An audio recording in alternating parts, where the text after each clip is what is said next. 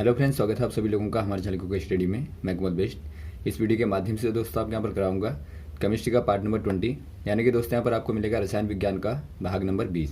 इससे पहले दोस्तों आपको 19 भाग कराए जा चुके हैं, जहाँ पर आपने महत्वपूर्ण क्वेश्चनों को देखा। और आज भी दोस्तों यहाँ पर आप खास क्वेश्चन देखेंगे, तो इसीलिए आप आराम से वीडियो को देखें शुरू से लेकर आखिर तक। और जो भी क्वेश्चन यहाँ पर मिलते हैं, सारे क्वेश्चन को इत्मीनान से आप नोट करते रहेंगे। तो देखिए, कॉपी और पेन आप निकाल लेंगे ताकि आप आराम से क्वेश्चन नोट कर पाएँ।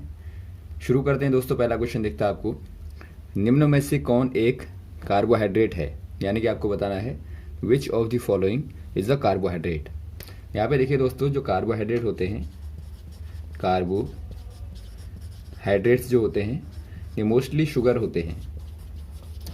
आपने एग्जांपल के तौर पर देखा होगा, यदि आप बात करें ग्लूकोज की,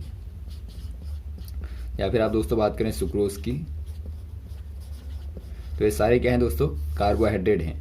और आप देखते हैं, यदि आप हमारे न्यूट्रिएंट में देखें दोस्तों, हमारे न्यूट्रिएंट्स में देखें, यानी भोज्य पदार्थ जो मुख्यतया होते हैं, प्रोटीन को देखें, और यदि आप देखें यहाँ पे फैट को, और यदि आप देखें कार्बोहाइड्रेट को, कार्बोहाइड्रेट या फिर आप स्टार्च कह सकते हैं। तो यहाँ पे दोस्तों मेनली क्या होता है, मेनली यहाँ पर आपको देखते हैं कार्बोहाइड्रेट्स, यानी कि यहाँ पर दोस्तों तीनों में ही कार्बोहाइड्रेट होते हैं। और बाद में कार्बोहाइड्रेट का ब्रेक डाउन होता है बॉडी में। ब्रेक डाउन होने के बाद में ये दोस्तों कन्वर्ट होते हैं ग्लूकोज में। और ग्लूकोज क्या करता है दोस्तों, बाद में सेल को यानी कोशिकाओं को ऊर्जा प्रदान करता है, यानी कि एक प्रकार से तुरंत ऊर्जा देने का कार्य ग्लूकोज करता है। तो यहाँ पर आप कह देंगे दोस्तों, यहाँ पर आपको देखिए केन शुगर दिया है, ऑप्शन नंबर आपका बी वाला, तो आप केन शुगर में टिक कर देंगे। क्योंकि यदि आप केन शुगर को देखें फॉर्मूले में, केमिकली देखें दोस्तों, तो केन शुगर बराबर यहाँ पर क्या होता है, C12H22O11 होता है। यानी दोस्तों ये क्या है, एक प्रकार से कार्बोहाइड्रेट है। अगला क्वेश्चन देखिए दोस्तों, हार्ट पेसमेकर में प्रयुक्त रेडियो सक्रिय तत्व कौन सा वाला है। बहुत ही महत्वपूर्ण क्वेश्चन है। आपको पूछा गया है which radioactive elements used in heart pacemaker. यदि आप बात करें हार्ट पेसमेकर की, हार्ट पेसमेकर क्या करता है दोस्तों, एक प्रकार से घड़ी के टाइप का होता है, और एक प्रकार का दोस्तों इंस्ट्रूमेंट है जो कि दोस्तों हार्ट में यहाँ पे लगाया जाता है।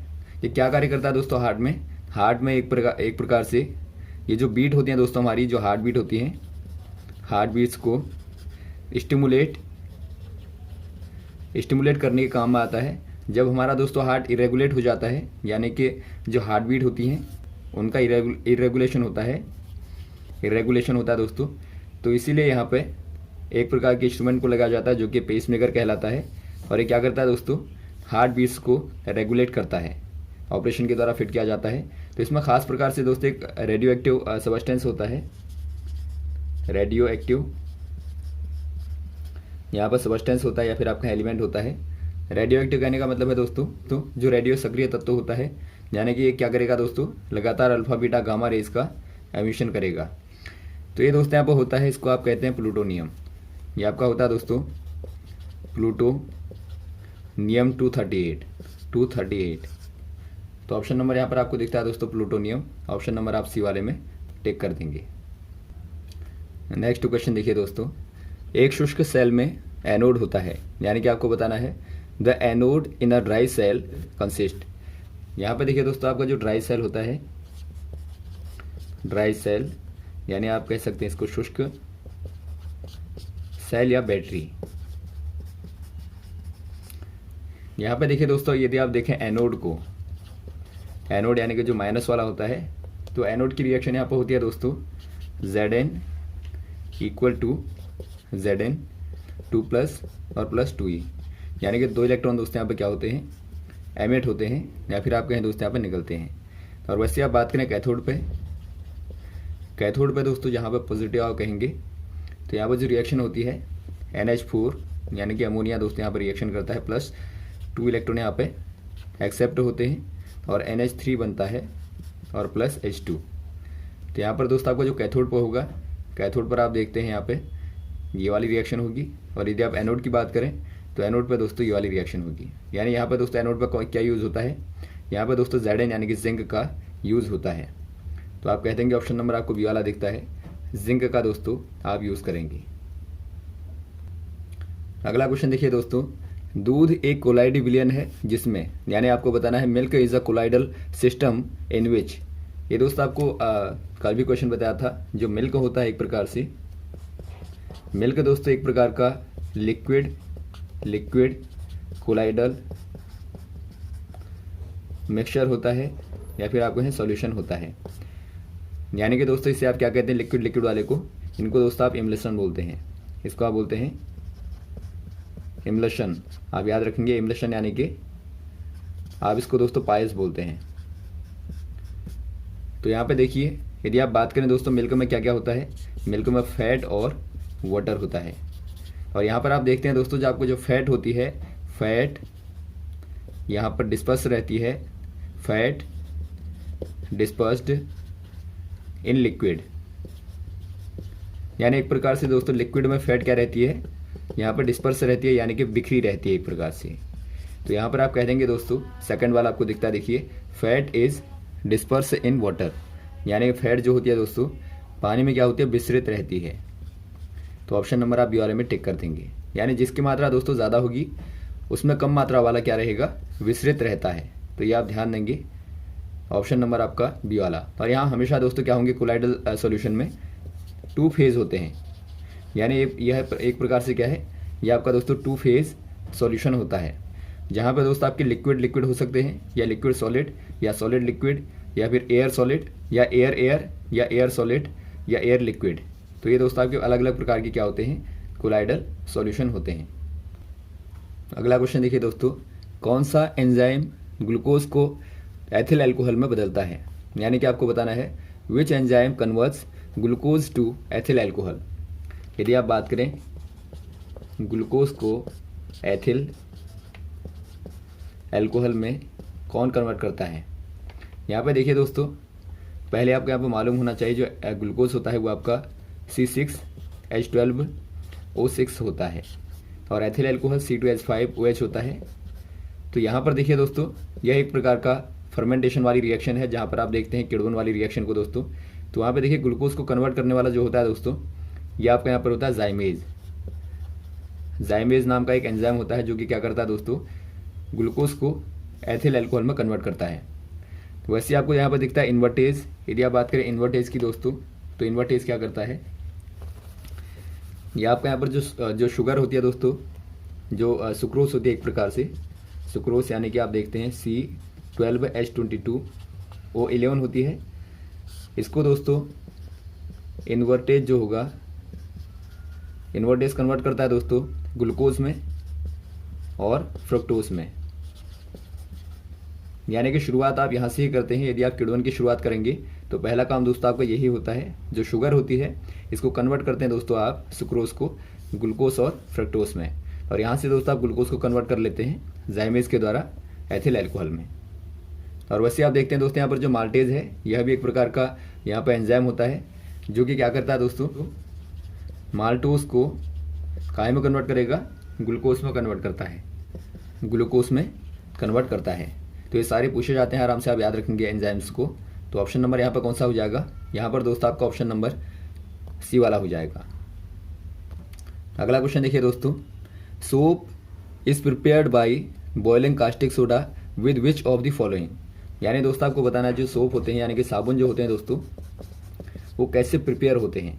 यदि आप साबुन की प्रिपरेशन को देखें दोस्तों, तो यहाँ पर आप क्या करते हैं, कास्टिक सोडा के साथ में, कास्टिक सोडा बोले तो यानी दोस्तों आप KOH कह सकते हैं, या फिर आप कह सकते हैं NaOH। इसके साथ दोस्तों यदि आप बॉयल करते हैं दोस्तों आप ऑयल या फैट को, यानी कि फैट और ऑयल को दोस्तों यदि आप कास्टिक सोडा के साथ में बॉयल करते हैं, तो यहाँ पर आपको मिलता है साबुन, यानी सोप दोस्तों यहाँ पर मिलता है। और इस वाली रिएक्शन को दोस्तों आप कहते हैं सैपोनिफिकेशन, सैपोनिफिकेशन कहते हैं, यानी कि साबुनीकरण कहते हैं, साबुनीकरण आप कहेंगे। तो ये क्वेश्चन बार बार आता है दोस्तों सैपोनिफिकेशन वाला भी। तो आप ध्यान देंगे यहाँ पे क्या करेंगे, आप कास्टिक सोडा के साथ में बॉयल करेंगे फैट को या फिर आप कहें ऑयल को। तो ऑप्शन नंबर यहाँ पे हो जाएगा दोस्तों, ऑप्शन नंबर बी वाला देखता है, आपको फैट यहाँ पे दिया है, तो ऑप्शन नंबर बी वाले में आप टिक करेंगे। नेक्स्ट वाला क्वेश्चन देखिए दोस्तों, निम्न में कौन सी धातु उभयधर्मी ऑक्साइड देगी। यानी आपको बताना है which of the following metals provide amphoteric oxide. Amphoteric क्या होता है दोस्तों, पहले आप समझेंगे। एम्फोटेरिक ऑक्साइड आपको बताना है, यानी उभयधर्मी एक प्रकार से आपको बताना है। उभयधर्मी का मतलब क्या है दोस्तों, जो एक प्रकार से एसिडिक और बेसिक दोनों ही प्रॉपर्टियों को दिखाता है, यानी कि अम्ल को भी दिखाएगा दोस्तों और साथ में क्षार को भी दिखाता है, यानी दोनों ही प्रॉपर्टियों को दिखाएगा। तो ऐसे ही आप ऑक्साइड को क्या कहते हैं, एम्फोटेरिक ऑक्साइड कहते हैं। तो यहाँ पे देखिए दोस्तों, आपका जो यहाँ पे एल्युमिनियम दिया है, यदि आप बात करें एल्युमिनियम के ऑक्साइड की, एल्युमिनियम जो ऑक्साइड होता है Al2O3 आप कहते हैं। तो यहाँ पर आप देखते हैं दोस्तों, यदि आप एल्युमिनियम ऑक्साइड की रिएक्शन कराएंगे एसिड के साथ में, दोस्तों Al2O3 यहाँ पर आपको सॉल्ट देता है, यानी लवण आपको देता है दोस्तों। और यदि आप बात करें बेस के साथ में, यानी कि बेस यानी क्षारों के साथ में दोस्तों रिएक्शन कराएंगे Al2O3 की, तो यहाँ भी दोस्तों आपको क्या मिलता है, यहाँ पर भी आपको सॉल्ट यानी कि लवण मिलता है प्लस वाटर। तो यहाँ पर आपने क्या देखा दोस्तों, एक प्रकार से सॉल्ट और यहाँ भी सॉल्ट। और आप देखते हैं सॉल्ट आपको कब मिलता है दोस्तों, यानी लवण या फिर आप कहें सॉल्ट कब मिलता है आपको, जब आप रिएक्शन करते हैं एसिड की बेस के साथ में। यानी पहली वाली प्रॉपर्टी में आप देखते हैं ये आपका एसिड है तो ये क्या होगा दोस्तों, ये आपका बेस होगा। और यहाँ पर आप देखते हैं ये आपका यदि बेस है तो ये क्या होगा दोस्तों, ये आपका एसिड होगा। यानी यहाँ पर आप देखते हैं बेस के तौर पर कार्य कर रहा है और यहाँ पर दोस्तों एसिड के तौर पर कार्य कर रहा है। तो इसी प्रॉपर्टी को आप कहते हैं एम्फोटेरिक प्रॉपर्टी। तो ऑप्शन नंबर कौन सा हो जाएगा दोस्तों, आपका सी वाला हो जाएगा, एल्यूमिनियम का ऑक्साइड दिखाता है। अगला क्वेश्चन देखिए दोस्तों, आयरन का शुद्धतम रूप है, यानी कि आपको बताना है what is the purest form of iron. यदि आप बात करें प्योरेस्ट फॉर्म ऑफ आयरन, तो ये क्या होगा दोस्तों, ये आपका यहाँ पर होता है रोट आयरन। यानी यहाँ पर दोस्तों क्या होता है, सर्वाधिक आयरन होता है। यदि आप बात करें दोस्तों यहाँ पे कार्बन की जो सात में अशुद्धियाँ होती हैं, तो ये दोस्तों आपका 0.25 के अप्रॉक्स लगभग यहाँ पर होता है इम्प्योरिटी के तौर पे, और ज़्यादा दोस्तों आपका आयरन होता है। तो यहाँ पर आप कह देंगे रोट आयरन जो होता है दोस्तों, आयरन का प्योरेस्ट फॉर्म होता है, यानी कि लोहे का दोस्तों शुद्धतम रूप होता है। तो ऑप्शन नंबर आपको दिखता है डी वाला, तो आप डी वाले में टिक करेंगे। अगला क्वेश्चन देखिए दोस्तों, पेय सोडा है, यानी आपको बताना है ड्रिंकिंग सोडा इज, यानी ड्रिंकिंग सोडा जो होता है, ड्रिंकिंग सोडा या फिर आप कहें पेय सोडा जो होता है दोस्तों, उसका नेचर कैसा होता है। यानी आपका एसिडिक होगा या बेसिक होगा, एल्कलाइन होगा, क्या होगा आपको बताना है।